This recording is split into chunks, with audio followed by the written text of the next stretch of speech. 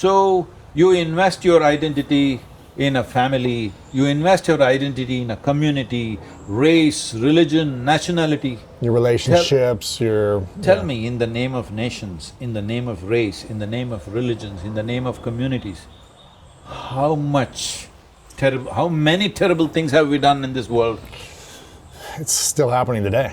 No, the most terrible… leave what's happening today, just look back in the last 100 years. All for someone's identity, pride, country, Yes. city, state, religion, all these things. How… you just take 20th century, okay? Yeah. 1 century passed, 21st century is just progressing now. 20th century, take it. In the name of race, what all have we done to each other? Yeah. In the name of religion, what all have we done to each other? In the name of nationality, what all have we done to each other? Just look back and see, we've literally killed half the world's population in 20th century. Because of identity. Yes, of a philosophy, of an ideology. People have killed, all right? So, limited identity and empowerment is a disaster. But we are continuously cultivating this all the time. So I said family is crime because family is the first identity that you take. After that comes community, after that comes maybe race or religion or nationality. Right now, nationality is reasonably the largest identity you're taking. Within this nation, it looks nice that you're committed as an American to the well-being of America. Right. But just see who is fighting who in this world. A good Indian is fighting a good Pakistan. A good Hindu is fighting a good Muslim. A good American fighting just about anybody.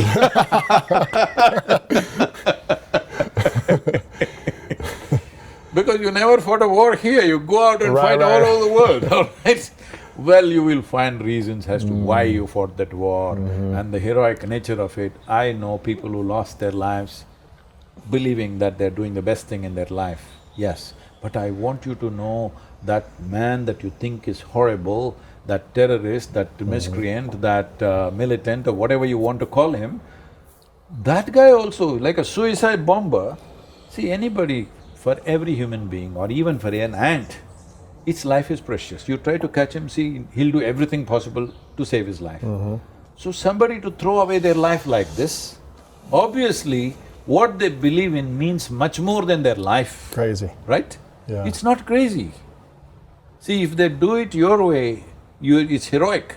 If they do it their way, it's crazy. I'm not trying to support terrorism or something, I'm just telling you, it's limited identity. Genocides have been committed because of limited identity. Nations have been raised down because of limited identity. Evil things we have done to each other on individual level simply because of limited identity. So this is what yoga means. Yoga means union.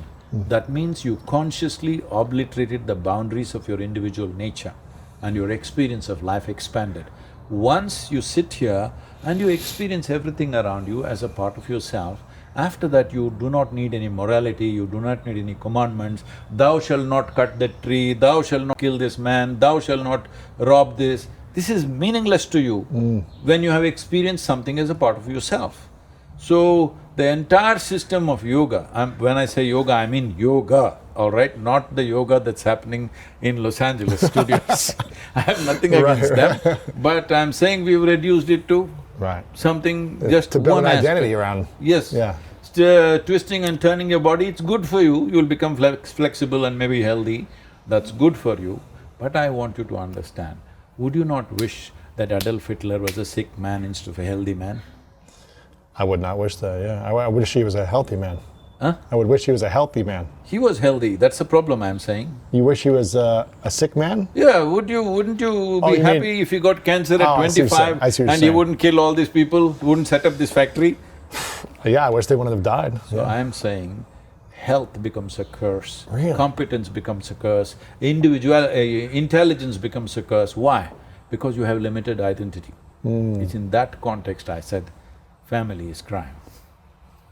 Family is a wonderful place where people are supporting each other. Like you said, is it not important if you create a world where everybody is supporting each other to do their best? Well, that's happening in the family, that's the most beautiful aspect of the family. But why is it only limited to those 4 people or 5 people or whatever? What should families start to reconsider about their unity, their connection, how could they expand it to something greater than just the family of 4 or 6 in this home, living this way? I don't know if you've heard, even political leaders in India, for example, wherever our Prime Minister goes to United Nations, he will say, Vasudevaka Kutumbakam. This means, the world is my family. It's a chant that always he says, the world is our family.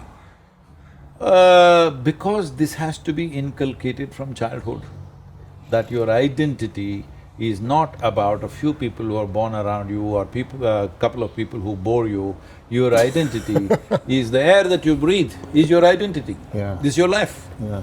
So if you identify with the air that you breathe, what is it that's not you and what is it that's you? Everything's you. Yes. If everything is you, your intelligence is a boon, your competence is a boon. Is a what? Your intelligence, your competence, your capabilities, everything is a gift to the world. Right. But if your identity is small, all the wonderful things that human being has becomes a curse. See, right now, our intelligence, so much science, technology we developed.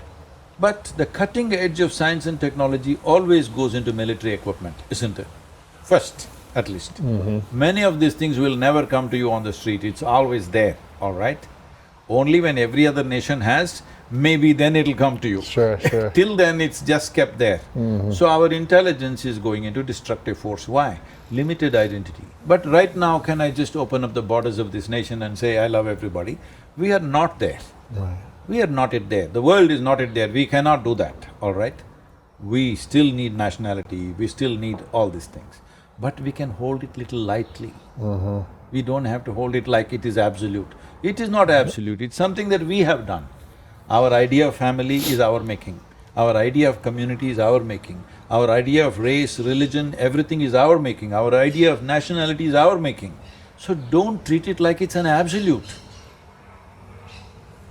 What would happen if we opened up every border in every country? See, that would be possible only if there was no economic disparity.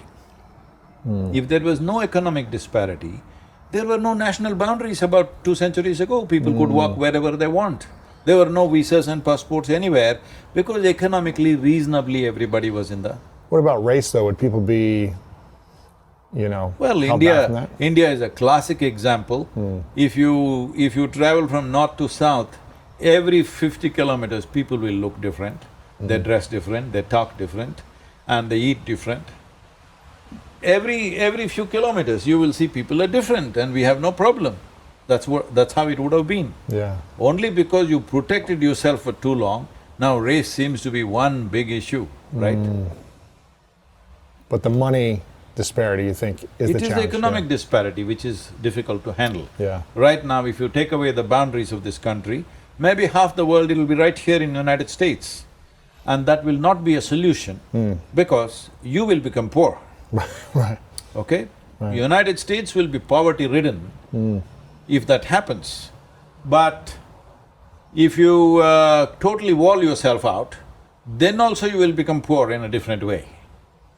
So this has to be… First thing is, if your identity is little flexible, you will do things judiciously as it's necessary for the situation, an appropriate action. Not… Our actions are never ever absolute. Our actions are just about being appropriate to the situations in which we exist. Yeah. If there's some parents watching or listening and they're like, wow, this is very eye-opening, I've never thought of it this way. They've always raised their kids a certain way, their kids are between… So this is a word that I hear very often in United States, we don't hear this in India. I was raised this way. Yeah. People say, I was raised Catholic, I was raised Jewish, I was raised Baptist, I was raised this way. See, you don't raise human beings, you only raise cattle. A human being is a possibility that needs to be nurtured, not raised in a particular way. So you are raising people in a certain way because you are already committed to something that you think is absolute. Wow. Nothing is absolute. Life is a possibility. Will you allow your children to explore that possibility, or do you want to make them like concrete blocks, that they come out in a particular shape, raised in a certain way? No, this is not the way to handle humanity. So, say these parents are hearing this and they want to nurture their children in a different way. Yes, the first thing they must do is, But they've been taught something their whole lives. they can do their prayers as they know it, but let them know that it's not absolute.